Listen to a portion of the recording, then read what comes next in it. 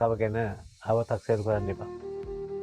ශ්‍රී ලංකාව තමයි ලෝකයට ඊළඟට පාර පෙන්නන්න තියෙන රට.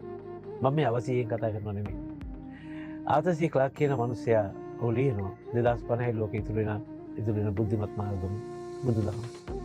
ඔහු දැනගෙන හිටියා හේතුඵලවාදයේ මත නැත්නම් භෞතිකවාදයේ මත ඔප්පු කරන්න පුළුවන් දහමක් තියෙනවා ඒ බුදුදහම. අනික මැවීම් වාදයේ තුල තියෙනවා. මැවීම් වාදයේ ප්‍රතික්ෂේප වෙනවා.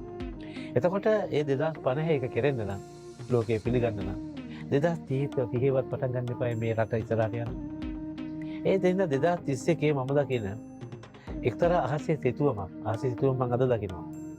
අදහත් තියෙන කරමින් ඉන්නේ. ඒ සිතුවම තුන් සැරයක් මතුවලා ගියා. ඒක ඊළඟ මතුවීම තියෙන 2031. ග්‍රහ ලෝක ටික තනි පෙළට හිට ගන්න. ඔය තනි පෙළට හිටගත් එක අසට එනවා චන්ද්‍රය. පෘථිවිය ඉරය අතර. ඉර වැහිලා යනවා. අපි කිව්වොත් මේක සරලසිය භාෂාවෙන් සූර්යයක් ගන්න. යක්ෂ ගෝත්‍රකින්ගේ භාෂාවෙන් කිව්වොත් මේක කේතකී බද්ධ ග්‍රහයෝගය. කේතකී බද්ධ සියල්ල වෙනස් වෙනවා. සියල්ල වෙනස් වෙනවා. එතකම් මේ නයි නාඩගම් ඔක්කොම නටයි. ඒ වෙනකොට මේක U-turn එකක් ගන්නවා. U-turn V-turn නෙමෙයි U-turn එකක් ගන්නවා. ඒකට පස්සේ හිමින් ගිහලා දෙන්නේ. ඒක මම දන්නවා.